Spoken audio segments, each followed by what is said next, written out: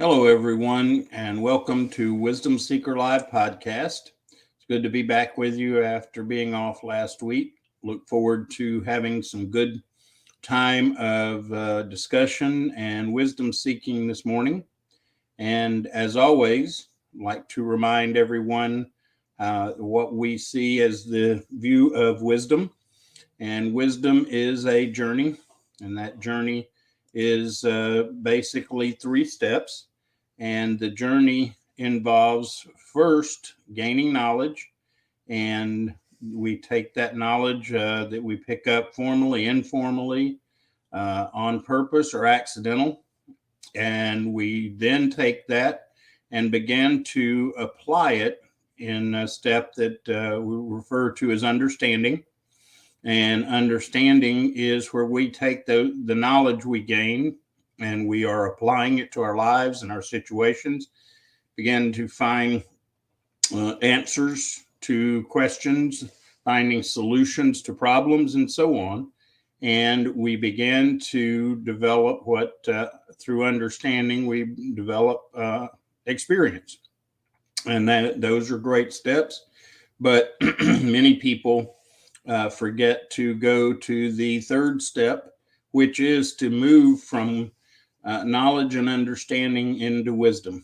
And the way we make that step is that we begin to take the knowledge and understanding that we have and begin to look at it from a much bigger picture, a much broader perspective. And for those of us that are of a spiritual bent, way we express it sometimes is we begin to look at things through God's eyes. That means that we see things outside of ourselves. We begin to understand that our using our knowledge and our understanding is not just affecting us, but it's affecting others and it's affecting the world around us. So we should consider those things as we begin to make choices. And we also, as part of this bigger picture perspective, we began to gain additional insight into the choices we make and the consequences that go with them. So there's a three-step process as we seek wisdom out. We have to be sure, though, that we don't stop with just knowledge or even just experience, but take those and move it to the next level of growth and insight and actually begin to have wisdom. So that's the way we see wisdom here on Wisdom Seeker Live podcast. And appreciate Safari and Jeremy being here. Thanks. Just want to remind everyone, if you would, when you join, let us know you're here and be sure and let us know where you're joining from. And so as I was looking at the topic for today's session, today's podcast, really kind of looked around, and then I realized that something that I experienced this week was to face disappointments or potential disappointments in my life as I was going through, and realized that we all face disappointments. And the question is, how do we address them? How do we deal with them? And do we necessarily have to be disappointed as much and as often as we are? And so I really started thinking about it and the process. And I like to think that this process is a result of continuing to grow in wisdom. And by the way, Patsy, good to have you as well. And look forward, by the way, to hear from everyone else. Love to hear your comments and questions as we go along with the topic. But disappointment, I think, is something we all live with. And I think that it is getting more pervasive. And as a result, we're living with a sense of discouragement, a sense of even affecting our hope and causing us to be in a state of sadness a lot because we're disappointed. So first of all, let's look at what is disappointment. And I like to sometimes keep it simple, just and look at the word appointment. Dis meaning it didn't happen or doesn't happen the way expected. An appointment. So an appointment is a something we schedule, or it is something we expect and we think is something that's appointed to happen. And so disappointment is not having something happen that we expect. And and when we become disappointed and we make decisions and we make judgments based on disappointment, I think a lot of times the reason we become disappointed is because we've decided we're going to be disappointed. And let me explain. We observe situations, and this is especially factor when it comes to relationships. We observe behavior, a choice from someone else, and as a result, if that choice or behavior is not in keeping with what we think is an appointed or expected action or attitude, then we become disappointed. And what I started working through with this process was, okay, the action, attitude, behavior that I observed, if the motivation in that action, attitude, or behavior is different than what I was originally thinking, would I be disappointed? So welcome, Rosemary. Always glad to hear from you. And so context. I think part of the challenge we face when we become disappointed is that we are lacking context, especially bigger picture context. In this particular case, what I did is before I allowed myself to become disappointed in this situation, I said, okay, could this action, attitude, behavior have a different motivation involved? And if so, would it change whether I would be disappointed, or could it be that not only would I not be disappointed, but rather I would be appreciative of the action, attitude, or behavior? So when I began to look at this situation and take away assumed motives and consider that situation, giving the person the benefit of the doubt, it changed things. And I realized that this attitude, action, behavior, with a thought of a different motivation involved with it, it changed things.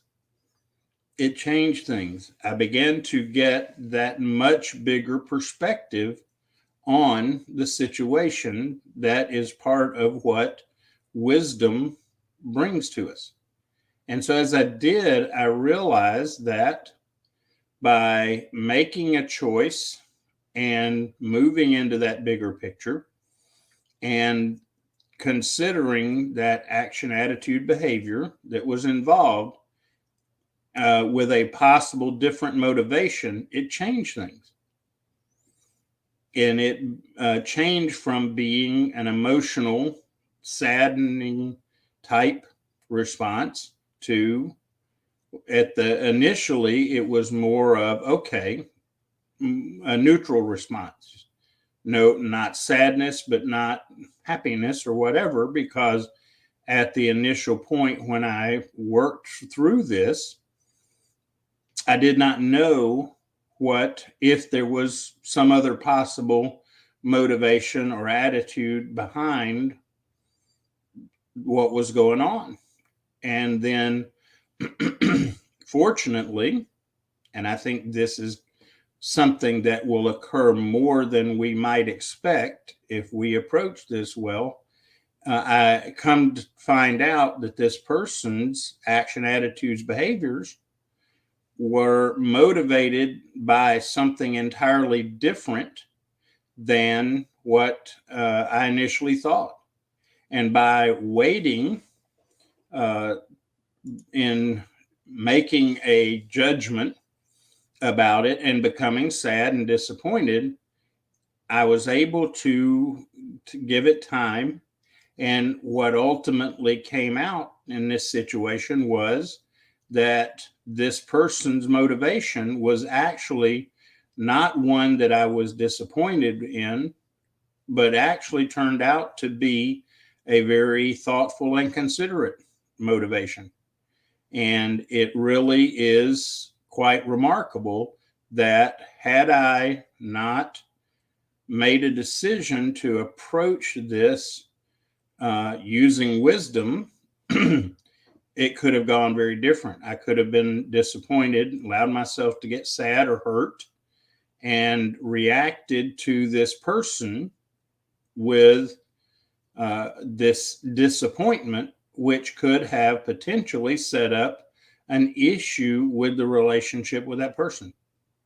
And so I learned a valuable lesson, something I knew before in other settings, but had never really thought of it in the terms and the setting I was in.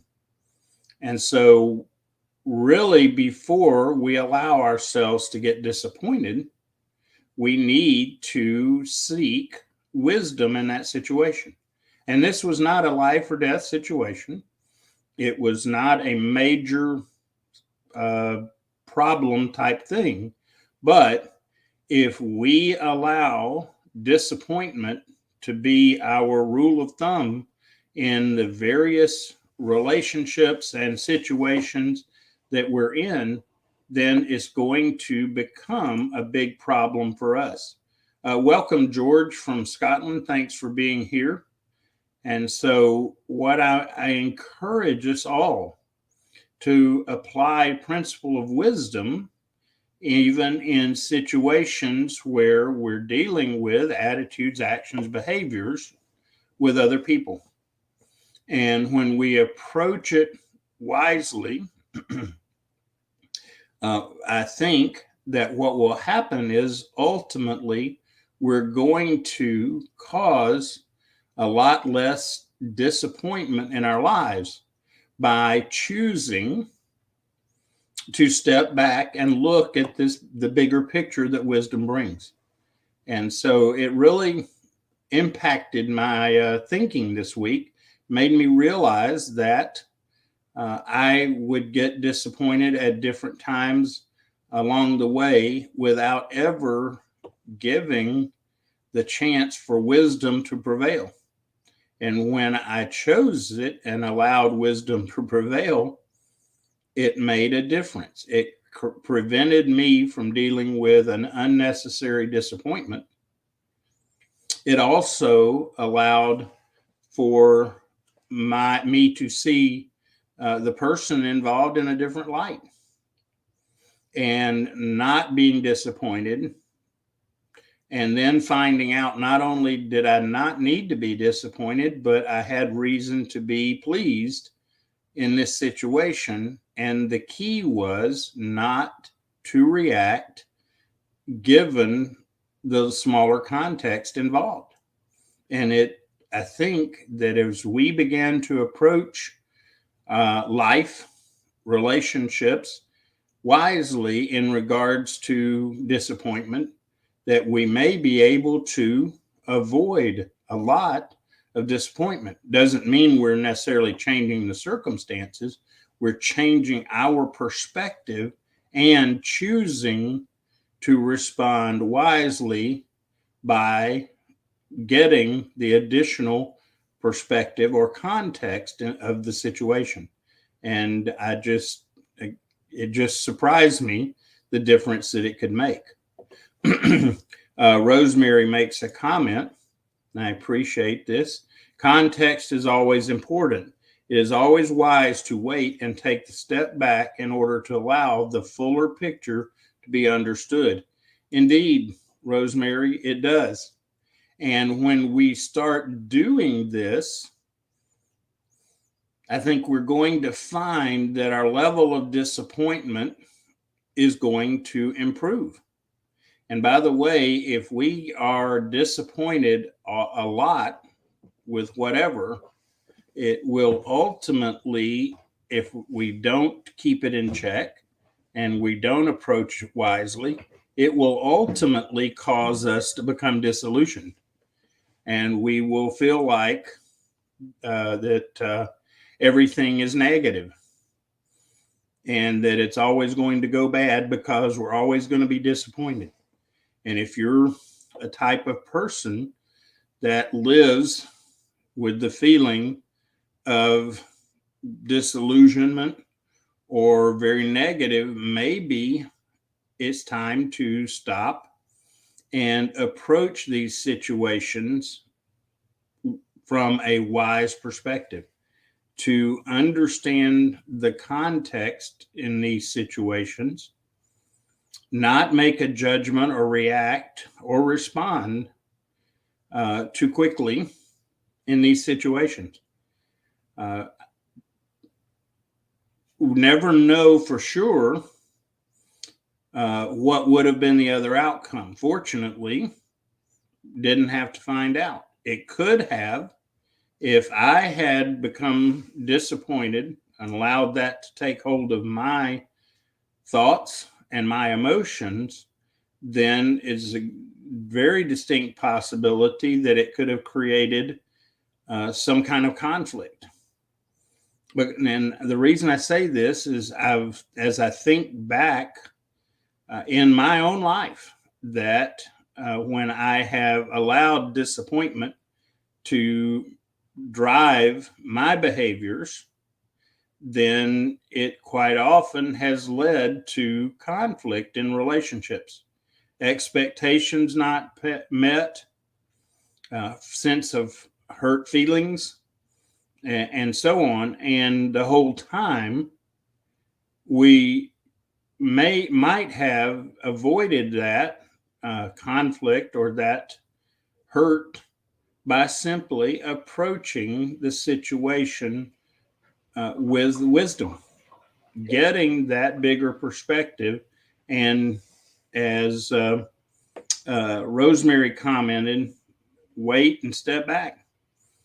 And that is a part of growing to be wise in our own behaviors, our own choices, and how it might impact our relationships.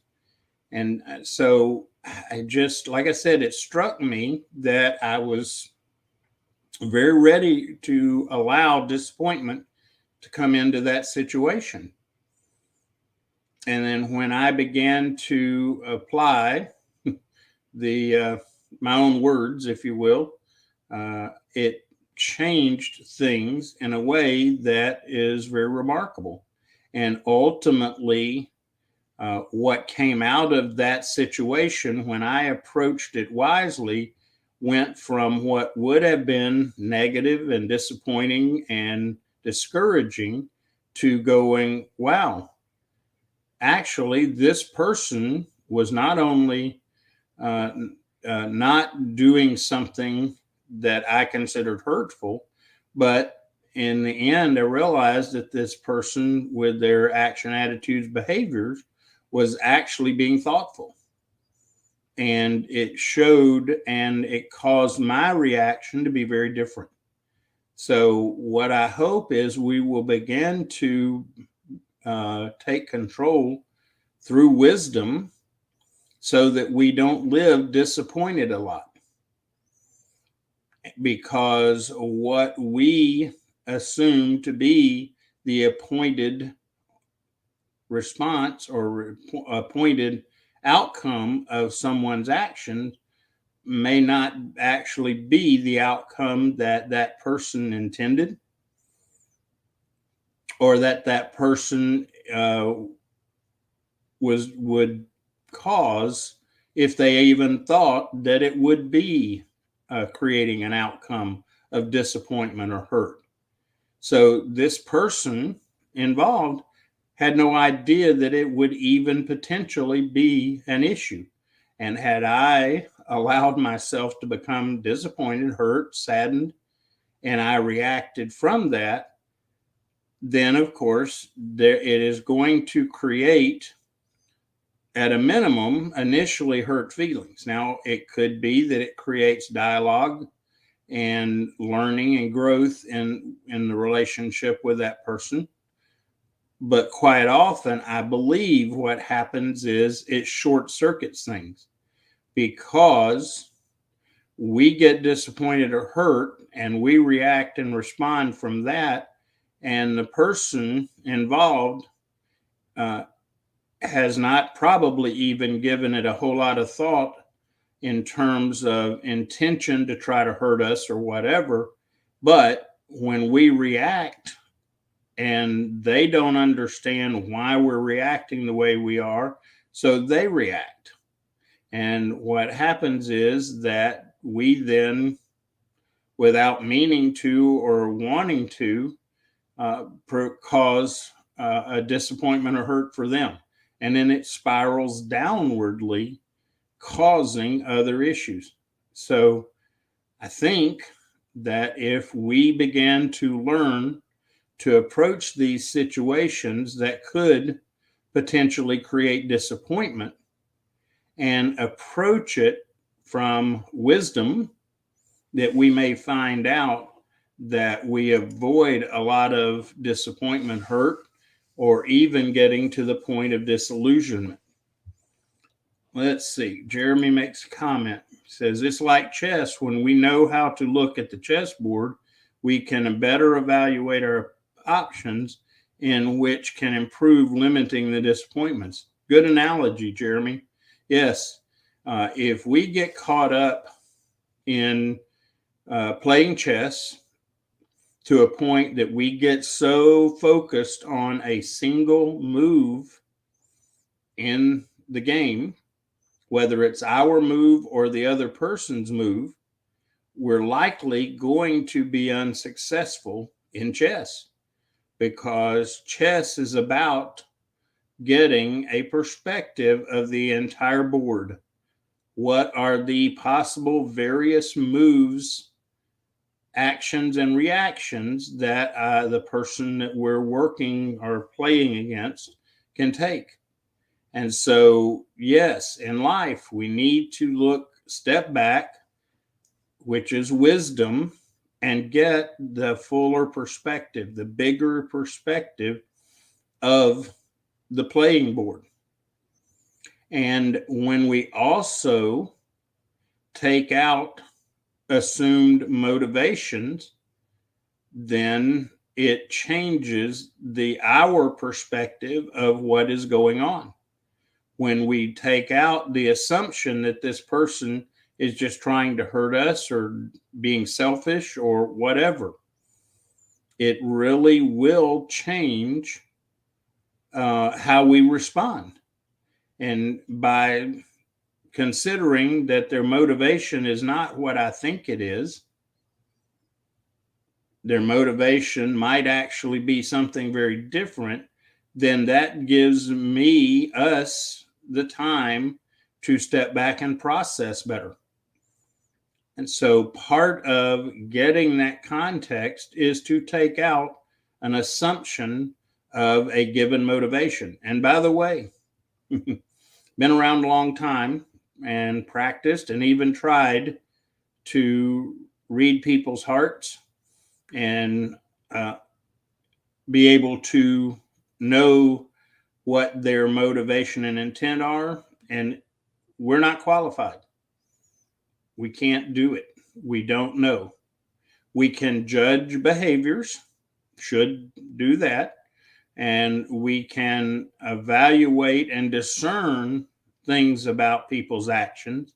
But to go into judging their intent and motivation, we're not qualified, and we're warned against that. One of the things that the Bible says is not that we are not to judge others. Okay, because when we judge others, we are essentially judging ourselves. So as we approach the situations where we can, where we might be disappointed, if we approach it wisely, if we step back and we wait and we don't assume a certain motivation on the part of someone else in regards to their attitude, action, or behavior, we may find out that we are disappointed a lot less. A lot less.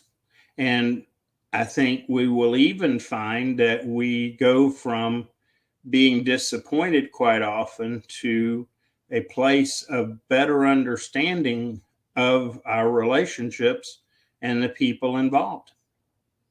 And when we do that, it changes how we respond to the people in our lives. And so with a goal to avoid being disappointed all the time, and as a result dealing with negative feelings, negative thoughts, hurt, that we began to find out that people in our relationships are actually really not where we think they are. And so disappointment, we are disappointed because the appointed behavior, the appointed outcome didn't happen the way we thought. But quite often, we never give it a chance to happen the way it will because we allow ourselves to get disappointed and hurt before the situation plays out. Rosemary makes a comment. She says, we also need to examine our own motives, why we expect a certain outcome. Oh my, Rosemary, quite a good comment. And you're getting to a core of the situation as well. Our own motivations sometimes color what we expect others' motivations to be.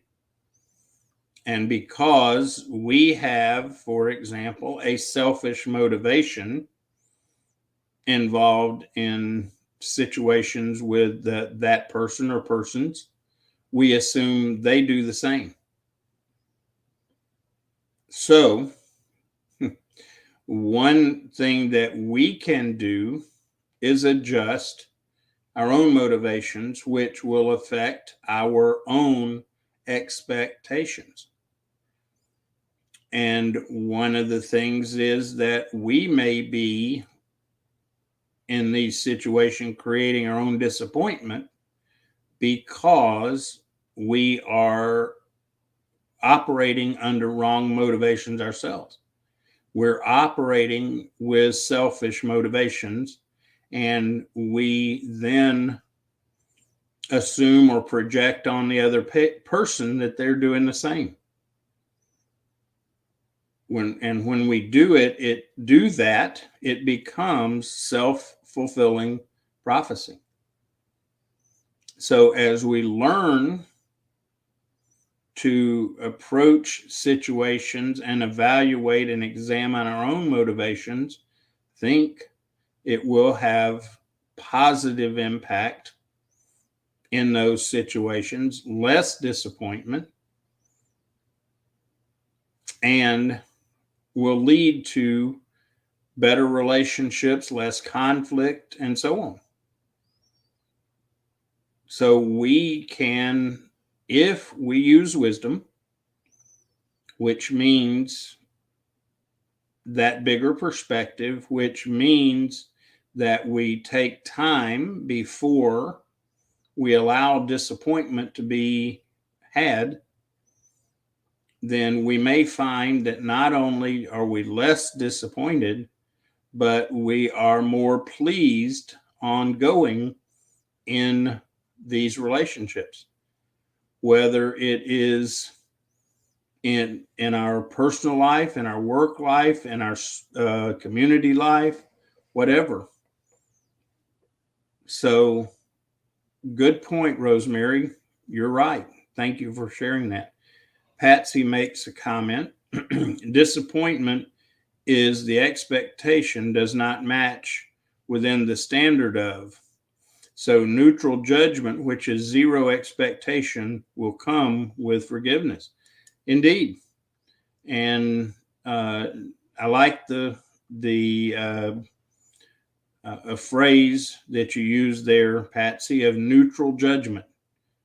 I think that is a place that we need to, if we're going to be wise in our approach, to make neutral judgment a place to start most any circumstances. There are exceptions.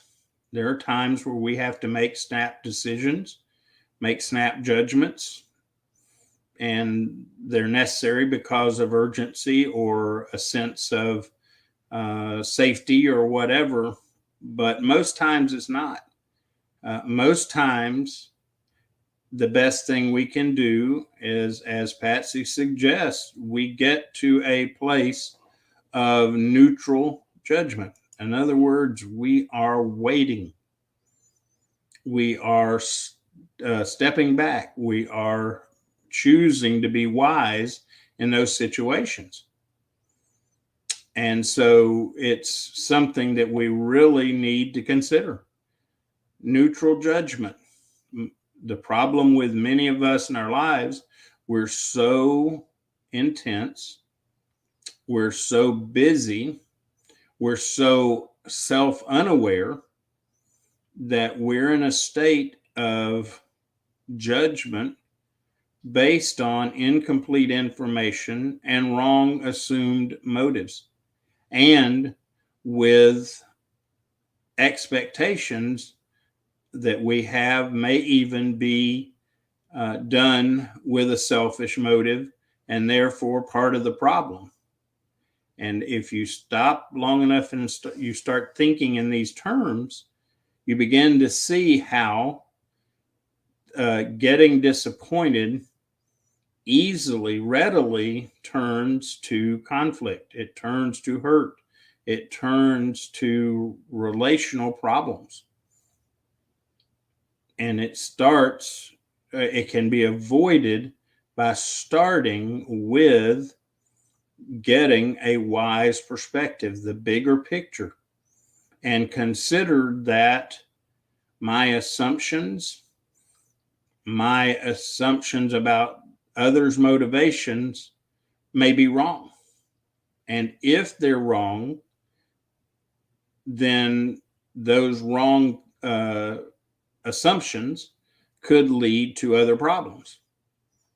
So I like the Patsy's share of neutral judgment, be place that we need to learn to get if we're going to be wise is when we are dealing with situations, and especially with relational interactions, that we need to get to a place of neutral judgment first, so that we're not assuming motivations, we're not setting certain expectations that are wrong expectations and wrong motivations, and we keep a good outcome from happening because we go to disappointment. We go to judgment prematurely. So this is kind of a particular application in regards to a bigger principle, a bigger wise principle, and it's called measured responses.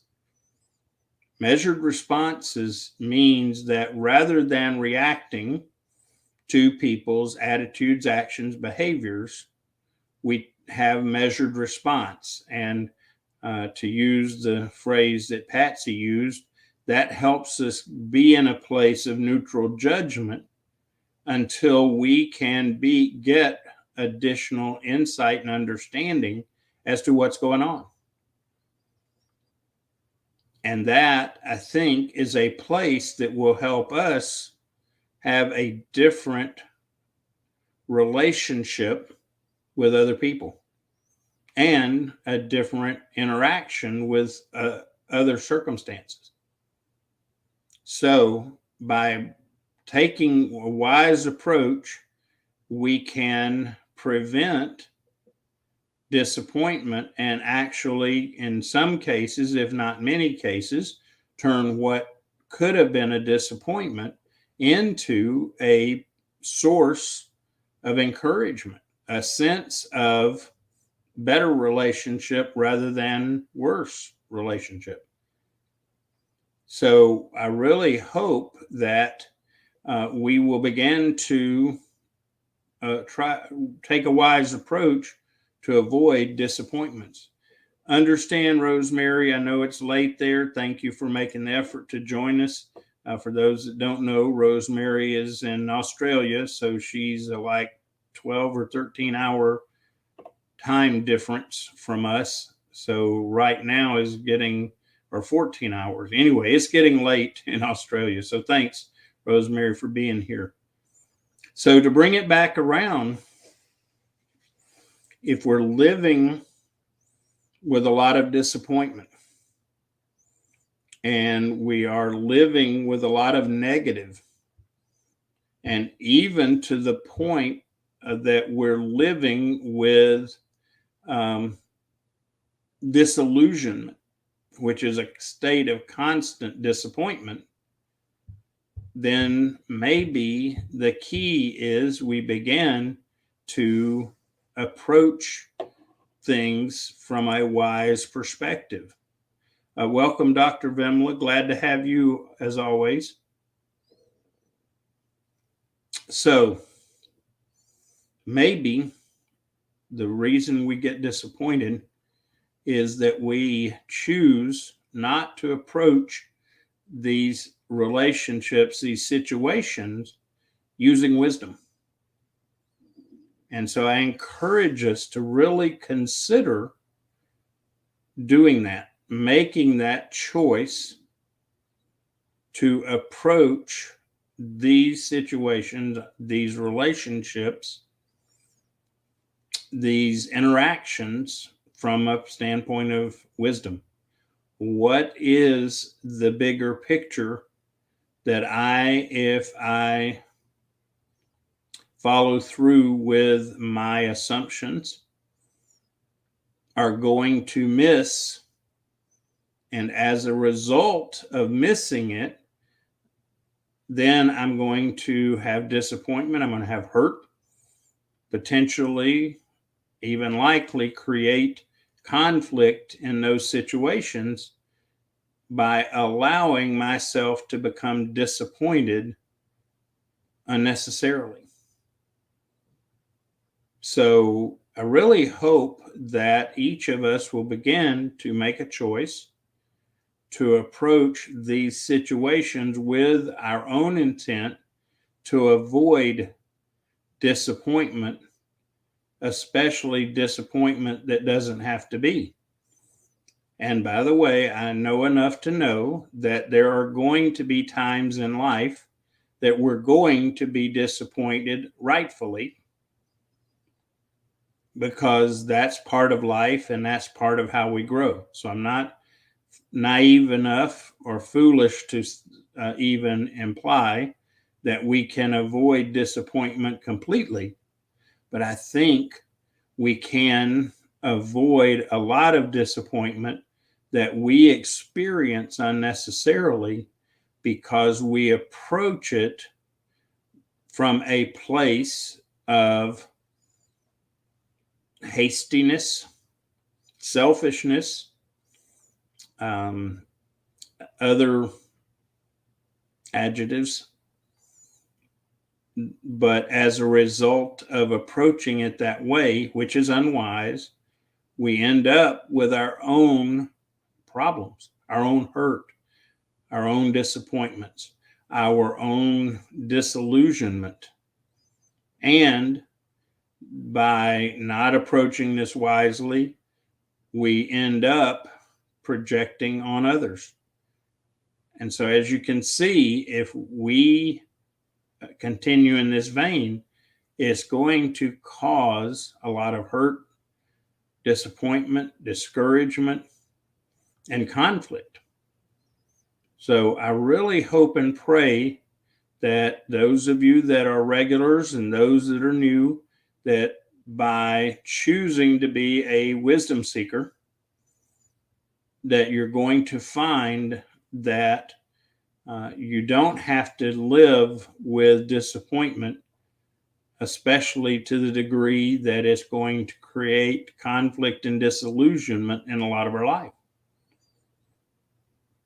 Just by choosing to approach these people, their attitudes, actions, behaviors from a wise perspective.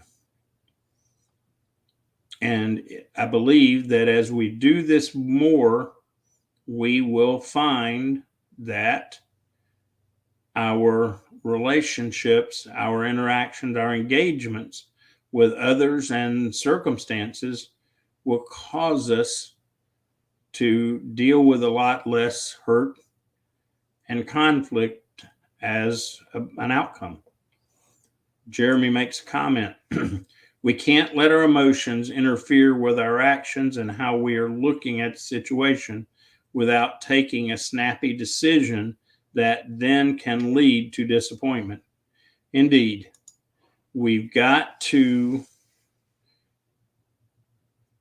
step back, like I believe it was Rosemary said, and take stock.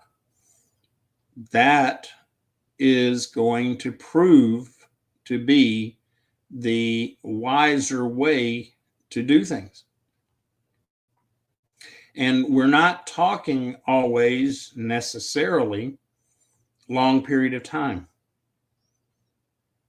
This could be just a matter of seconds or minutes. And so by deciding, choosing, because it quite often will be a choice, because if we allow it to be an emotional response, we're going to always be challenged in our thinking and in our relationships. And so be willing to take that step back, take that breath,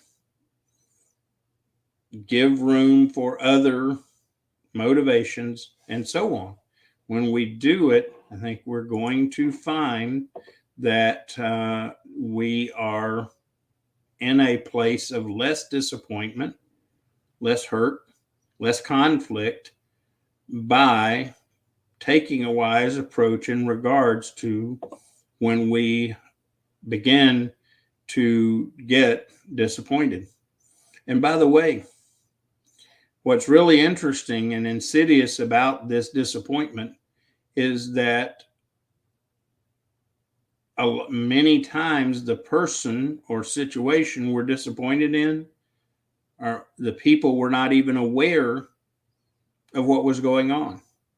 And we are already hurt, let down, discouraged, disillusioned without even the person involved knowing, understanding, or even intending things to go the way that we've allowed it to go for us emotionally. Thank you, Dr. Vimla, for the kind comment. I appreciate that.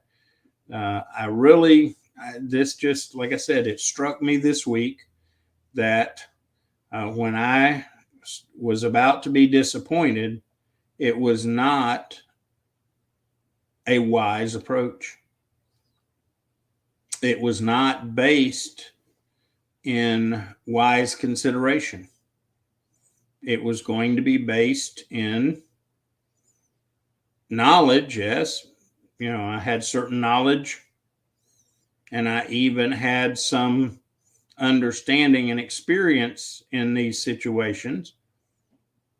And when I go off from or react from the knowledge and understanding alone, then I am being unwise and I'm creating problems for myself and for others.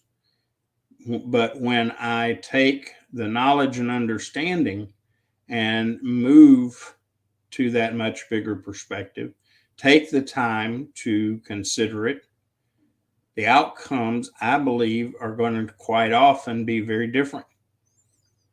And the impact on us and our relationships with family, friends, colleagues, when we are seeking to avoid disappointment by being wise in approaching it, can really make a huge difference in our life and in our relationships.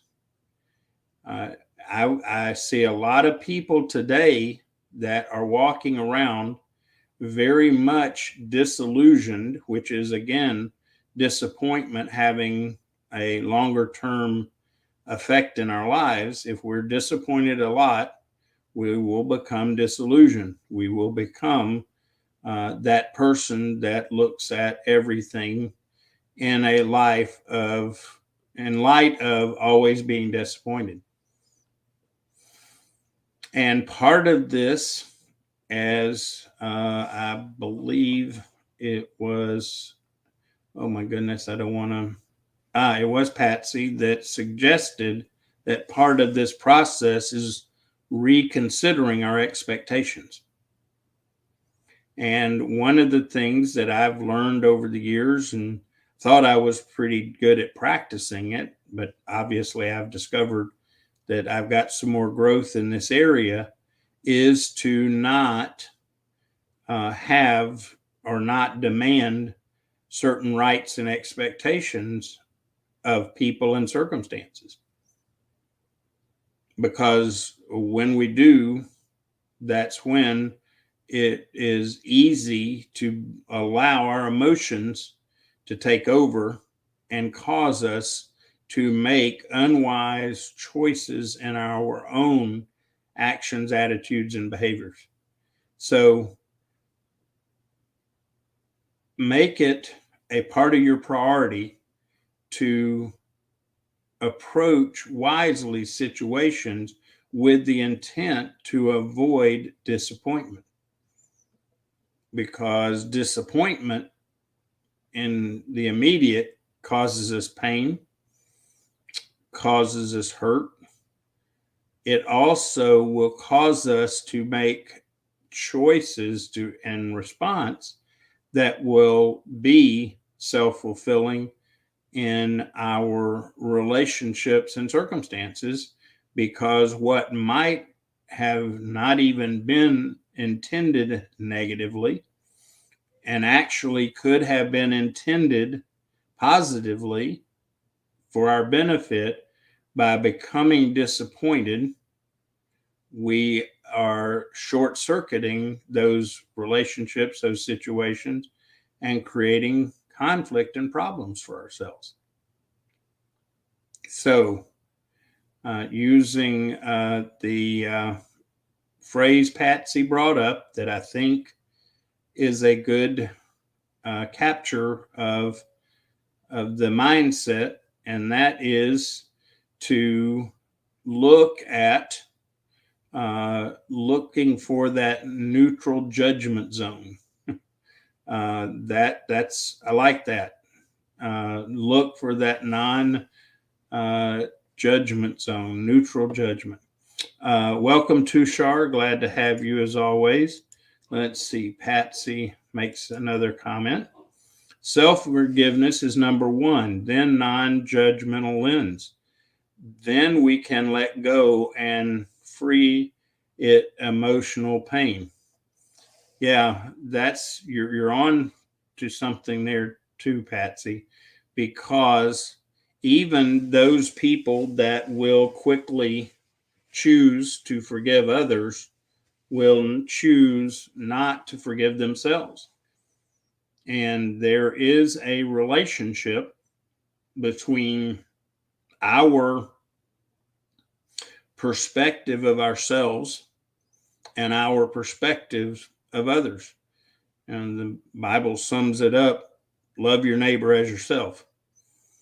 If it was just love your neighbor, then how we feel about ourselves has no factoring. Whereas understanding our design as people, we realize that in order to love others, we've also got to love who we are created to be.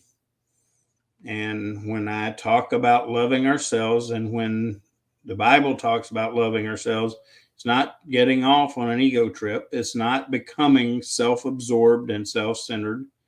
It's about learning to love who we are and who we've been created to be. And from that place, we can better then be able to, in reality, love others. Let's see here. Tushar makes a comment. He says, disappointments are a part of life and can come in many forms, such as missing out on an opportunity, failing to achieve a goal, or facing rejection. While disappointment can be difficult to deal with, there are some wise approaches that can help you move forward in a positive way. Reframe your perspective, acknowledge your feelings, take action, practice self-care, and keep perspective. Indeed, Tushar, disappointments are a part of life. What my hope is that we will learn to avoid the ones that are unnecessary, so that, as you've talked about, the disappointments that can't be avoided, that we will deal with them and process them well. And interesting, your comment, reframe your perspective, is the wise approach. So the very way that we go about avoiding disappointment to start with is also the way that we can deal with the disappointments that do occur. Tushar makes a second comment, said disappointments are temporary, but the lessons we learn from them last a lifetime. Indeed.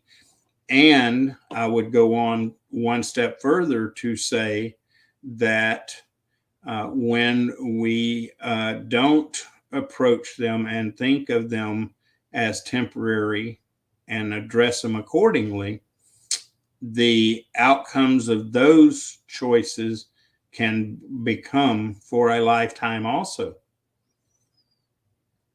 So the impact on dealing with disappointments wisely could have far-reaching effect, not just in the immediate, but in the long term. Welcome, Z. Glad to have you. Christopher, glad to have you, and appreciate that. And let's see here.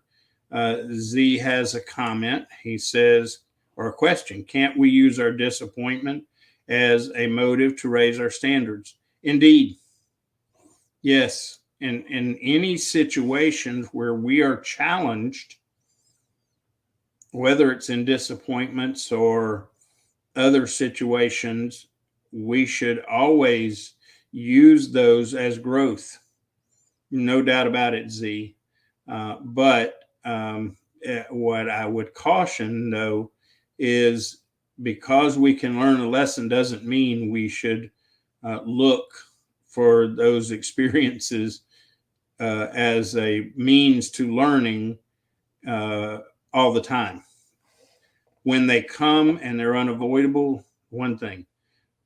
The wise person also learns how to not only deal with them as they come, but to avoid them when they're unnecessary. Okay, let's see here. Great comments here. Appreciate everybody. Christopher says absence of wisdom is making decisions while emotional. Okay, I like that.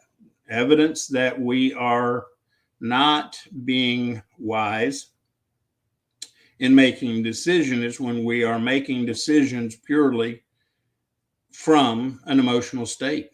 That's an indicator that we're not being wise in our approach.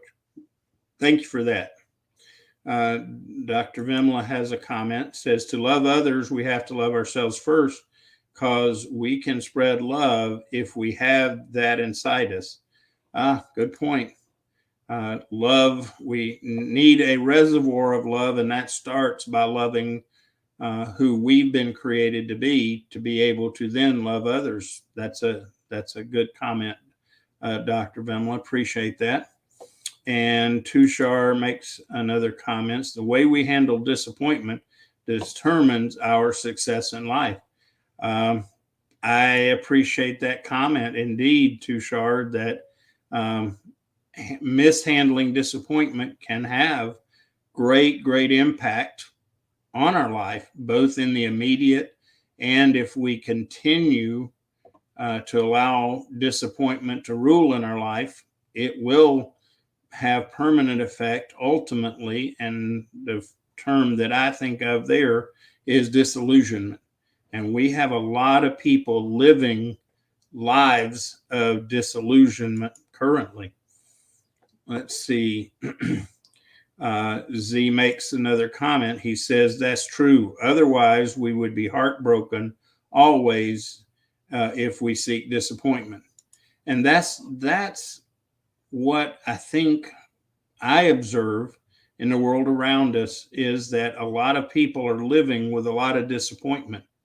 And when we get to that point, we're sad, we're begin to be hopeless, we are hurt to a point that we become protective of our feelings and so on, withdrawn. There's a lot of impact on allowing disappointment to be a ruling part of our life. Let's see. Dr. Vimla makes a comment. We have to learn lessons from life situations and forgive others for their actions. And indeed, and I would add, as was mentioned earlier, forgive ourselves. Forgive ourselves, because there are a lot of us, the reason that we are unwilling to forgive others is because we're unwilling to forgive ourselves. It's just like that, again, that relationship that we have about loving neighbors as ourselves. Okay. If we're going to forgive others, we've got to learn to forgive ourselves as well. It has to be a part of who we are. It has to become how we fill our reservoir in life. Let's see. Tushar makes another comment. He says, disappointment is a natural part of life, and it's how we respond to it that really matters. By approaching situations with a positive and proactive mindset, you can minimize the likelihood of disappointment and make the most of any situations, regardless of the outcome. Yes, you're right, Tushar, that, this is true of many situations, is how we handle them determines whether we are benefited by them or hurt by them. And then that begins to determine our outlooks. Well, we're up against the clock, and I hope that as we've talked about this, that we have learned that by approaching situations wisely with the intent to avoid unnecessary disappointments, that it can make a huge difference in our circumstances, our relationships, our life in general. So as we really approach possible disappointments wisely, we may find that we don't have to deal with as much disappointment, and we're better prepared to deal with the disappointments that we must, because they're part of life, all by approaching it wisely. So I hope that if you haven't already, that you'll become a wisdom seeker with the rest of us, and that you will seek out wisdom in avoiding unnecessary disappointment. When we can do that, can be a real game changer in our life. Thanks everyone for being here today. Thank you for your comments, your questions. I appreciate that. You as the audience, as participants, you're the one that makes this podcast beneficial to all of us. So thank you. God bless. Look forward to being back with you next week on Monday, 8 o'clock Eastern, with the next episode of the Wisdom Seeker Live podcast. Take care, everyone. See you next week. God bless.